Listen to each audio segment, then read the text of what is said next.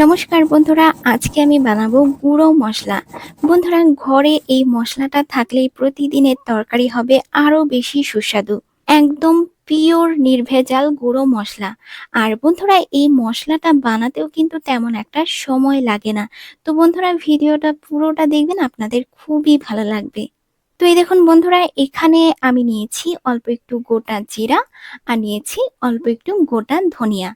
গোটা জিরার তুলনায় আমি গোটা ধনিয়াটা একটু বেশি নিয়েছি। বন্ধুরা, জিরা ধনিয়ার পরিমাণটা আমি যেভাবে নিয়েছি আপনারাও ঠিক সেরকম ভাবেই নিয়ে নেবেন। এরপর বন্ধুরা, আমরা কড়াই বসিয়ে দিয়েছি। কড়াইটা হালকা গরম হয়ে গেছে। এখন আমি কড়াইতে জিরা ধনিয়াগুলো দিয়ে দিচ্ছি। বন্ধুরা, কড়াইটা কিন্তু একদম বেশি গরম করে ফেলবেন না। কড়াইটা হালকা গরম করেই গোটা মশলাগুলো কড়াইতে দেবেন। একদম বেশি কড়াইটা গরম হয়ে গেলে গোটা মশলাগুলো কড়াইতে দেওয়ার সাথে সাথেই মশলাগুলো পুড়ে যাবে।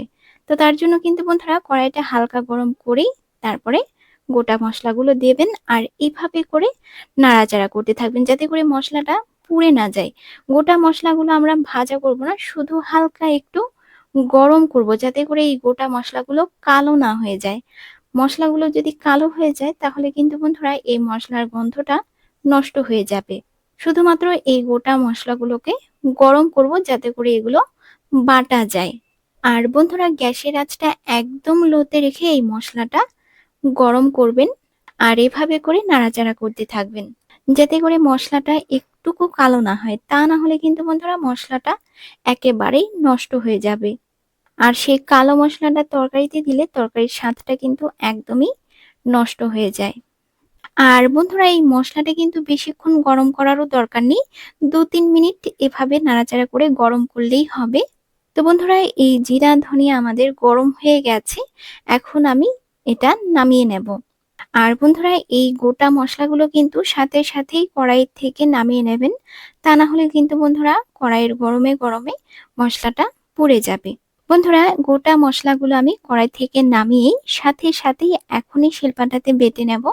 বন্ধুরা, আপনারা যদি শিলপাটাতে মশলাটা গুঁড়ো করেন তাহলে মশলাটা কড়াই থেকে নামিয়ে গরম গরমই বেটে নেবেন, তাতে করে মশলাটা তাড়াতাড়ি বাটা হয়ে যাবে। ঠান্ডা হয়ে গেলে মশলাটা বাটতে একটু সময় লেগে যায়। তো বন্ধুরা, আপনারা যদি শিলপাটাতে মশলাটা তৈরি করেন তাহলে মশলাটা নামিয়েই সাথে সাথেই বেটে নেবেন, তাহলে ২-৩ বার বাটলেই হয়ে যাবে। আর যদি মিক্সিতে তৈরি করেন তাহলে তো তাড়াতাড়ি হয়ে যাবে। বন্ধুরা, বাজার থেকে গোটা জিরা ধনিয়া কিনে এনে বাড়িতে মশলাটা তৈরি করলে একদম পিওর জিরে ধনিয়ার গুঁড়ো পাওয়া যায়। আর গন্ধটাও কিন্তু অনেক বেশি থাকে। আর এই মশলাটা অল্প একটু তরকারিতে দিলেই তরকারিটা কিন্তু অনেক বেশি সুস্বাদু হয়। আর বন্ধুরা, খালি মশলাটা মানে গোটা মশলাটা কিনে এনে কড়াইতে ভাজা করে গুঁড়ো করে দিলেও আবার হবে না। এই মশলাটা কিরকম ভাবে তৈরি করতে হবে, কিভাবে তৈরি করলে গন্ধটা ভালো পাওয়া যাবে সেটাও কিন্তু জানা জরুরি। তো বন্ধুরা, আমি আপনাদেরকে যেরকম ভাবে দেখালাম ঠিক সেরকম ভাবেই মশলাটা তৈরি করবেন। তাহলে কিন্তু বন্ধুরা, একটা মশলার গন্ধটা অনেক সুন্দর পাবেন। দেখবেন অল্প একটু তরকারিতে দেবেন, তরকারিটা অনেক বেশি সুস্বাদু হবে। আমি বন্ধুরা, বাজার থেকে গোটা জিরে ধনিয়া কিনে নিয়ে এসে বাড়িতেই গুঁড়ো মশলাটা আমি তৈরি করি, জিরা ধনিয়ার গুঁড়োটা বাড়িতে একসাথে এভাবে তৈরি করে রাখি। আর এই মশলা আমার অনেক দিন পর্যন্ত চলে যায়। আর এই মশলাটা অল্প একটু দিলেই তরকারিটা অনেক সুন্দর গন্ধ হয় আর খেতেও ভীষণ ভালো লাগে। বন্ধুরা, বাজারের গুঁড়ো মশলার থেকে এই মশলাটার গন্ধ কিন্তু অনেক বেশি।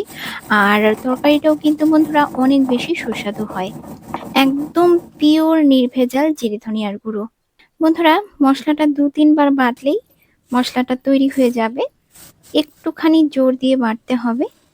আর বন্ধুরা, আমরা তরকারিতে জিরের গুঁড়ো দিলে ধনিয়ার গুঁড়োটাও দিই। তো এভাবে করে একসাথে দুটো মশলা গুঁড়ো করে রেখে দেবেন। তাতে করে একটা কৌটোতে রাখলেই হয়ে যাবে। তো বন্ধুরা, মশলাটা আমাদের তৈরি হয়ে গেছে, পিওর জিরে ধনিয়ার গুঁড়ো আমাদের তৈরি হয়ে গেছে। আর এই মশলাটা আমি বেটেছি বন্ধুরা ৩ বার। দেখুন বন্ধুরা, মশলাটা কত সুন্দর হয়েছে। আর বন্ধুরা, মশলার গন্ধটাও কিন্তু অনেক সুন্দর বেরিয়েছে। তো বন্ধুরা, আপনারাও আমার মতো করে বাড়িতেই এই জিরে ধনিয়ার গুঁড়োটা তৈরি করুন। দেখবেন বাজারের কিনে আনা গুঁড়ো মশলার থেকে এই মশলাটার স্বাদ অনেক বেশি। এখন বন্ধুরা, আমি এই মশলাটা একটা কৌটোতে ভরে রাখবো। তো বন্ধুরা, গুঁড়ো মসলার ভিডিওটা আপনাদের কাছে কেমন লাগলো কমেন্ট করে জানাবেন। যদি ভালো লাগে লাইক, শেয়ার, সাবস্ক্রাইব করতে ভুলবেন না। তো বন্ধুরা, ভালো থাকবেন সবাই। নমস্কার।